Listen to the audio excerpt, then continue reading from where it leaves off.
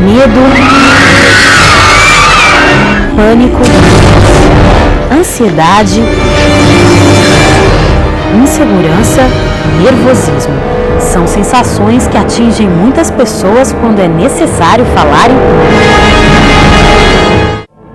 E nós estamos nos referindo a conduzir uma reunião, vender uma ideia, apresentar um projeto ou simplesmente posicionar-se numa discussão. Afinal, a vida é uma série de apresentações.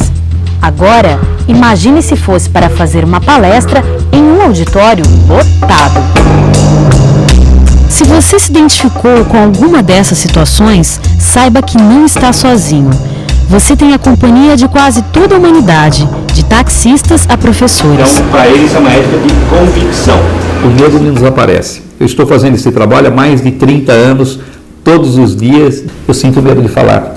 Eu tenho 8 professores na minha escola, todos têm medo de falar. Grandes artistas, pessoas que estão por aí no palco todos os dias, confesso que têm medo de falar. Sentir medo não é um problema, o que nós não podemos é deixar que o medo nos domine. Este drama não vem de hoje, não é uma característica do século XXI. Para se ter uma ideia, no final dos anos 90, o jornal inglês Sunday Times fez uma pesquisa para saber qual era o pior medo das pessoas. Adivinhe qual foi o resultado. Das 3.000 pessoas entrevistadas, 41% disseram ter medo de falar em público, 32% citaram medo de altura e 22% o medo de insetos. Nem o medo da morte bateu o medo de falar em público, pois ficou em último lugar com 19% das respostas. É fato, a grande maioria das pessoas tem vontade de sumir quando sabe que precisa fazer uma apresentação. Tanto por desconhecer as técnicas de comunicação, quanto por não gostar da própria voz, ou porque não consegue se controlar, ou ainda porque tem problemas na fala. Uma grande parte das pessoas que buscam por ajuda geralmente procura o apoio de um fonoaudiólogo para melhorar a própria voz ou um professor de expressão verbal para aprender técnicas de apresentação. O Recorte foi atrás de especialistas que explicam como o trabalho deles podem ajudar as pessoas a contornarem o medo de falar em público. Os problemas mais comuns das pessoas que buscam esse trabalho diz respeito à voz e à articulação. Então, principalmente a voz, surgem queixas como: a minha voz é fraca, a minha voz é abafada, minha voz é muito fina, ou então a minha voz não passa credibilidade, não passa segurança quando eu falo. Pera, não vai não, eu tenho que falar com você. Eu queria falar com você, não vai, amor. Eu não posso viver sem você. Algumas pessoas, mesmo adultos, trocam letras, como se fala popularmente, então não produzem bem o som do R, do S, tem distorções na produção do som e eles sentem que isso, na hora de você representar uma empresa, de dar uma palestra, de ir para uma reunião, denigre, fala contra a imagem dele como um bom profissional. Vamos lá! Respeitável público! Existem testes que analisam a voz para identificar se ela está dentro de parâmetros adequados ou se demonstra irregularidades.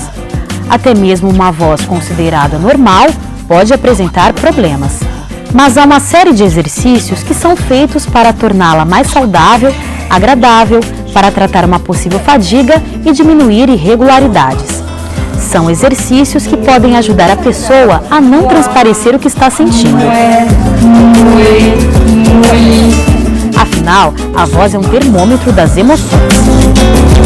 Além de ficar ruborizada, a minha voz também fica trêmula, a articulação fica travada, o coração dispara, a respiração fica ofegante. Se eu tenho controle sobre todos esses ajustes, eu consigo manter-me mais tranquila para me comunicar em público, conseguir controlar mais a voz, a articulação, a respiração e não transparecer tanto esse nervoso, essa ansiedade interna. Exercícios e conhecimento do potencial vocal é só uma parte do processo de aprimoramento que o fonoaudiólogo pode proporcionar. Há uma outra parte tão importante quanto, que também interfere na saúde da voz e que depende de você. Hábitos saudáveis. Confira o que você pode fazer. Procure fazer refeições balanceadas. Mantenha uma boa hidratação tomando bastante água, cuide bem de resfriados e rinites.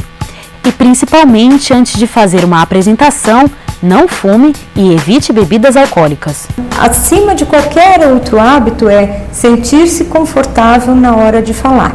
Falar não pode doer, não pode incomodar, tem que se sentir bem, confortável. Só isso já vai te dar segurança para um ato de comunicação. Além dos cuidados com a voz, as técnicas de apresentação têm sido procuradas principalmente por quem tem medo de fazer apresentações. Porque não sabe organizar as ideias.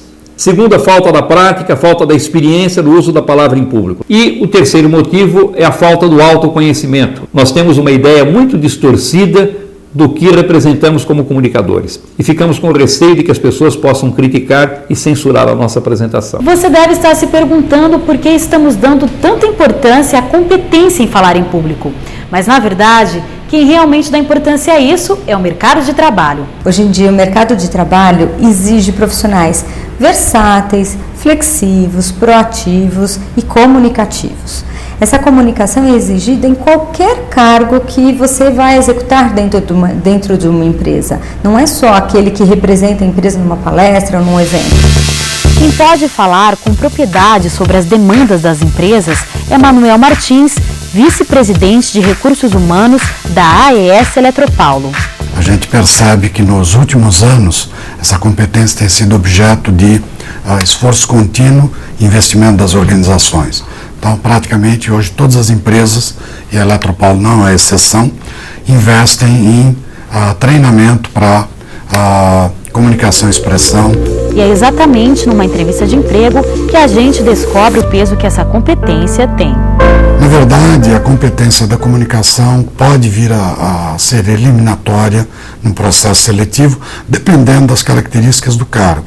Entre dois finalistas com características muito parecidas, se um tiver uma capacidade de expressão, de comunicação mais acentuada, mais sofisticada, provavelmente em igualdade de condições será o candidato escolhido. E para quem pensa que as exigências de uma boa comunicação dentro das empresas ficam por aí, aqui vai uma má notícia. O problema já não é mais em ter funcionários sem medo de falar em público.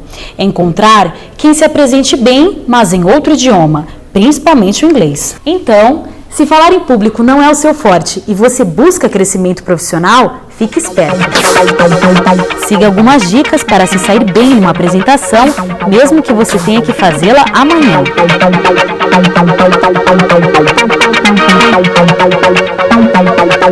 Conquiste o ouvinte, conte qual é o assunto, esclareça qual é o problema, dê a solução do problema, afaste as resistências e faça uma conclusão apropriada.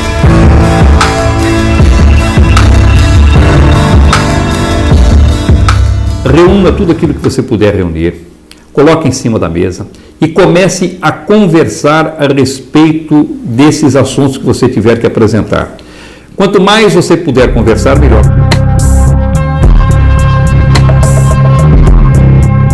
A preocupação do candidato deve ser, primeiro, em se conhecer. Como é que eu, no aspecto comunicação, como é que eu ensaio, né? Eu consigo efetivamente passar a mensagem, dar o recado, né? E para isso é importante que a gente consiga o feedback das pessoas com quem a gente convive.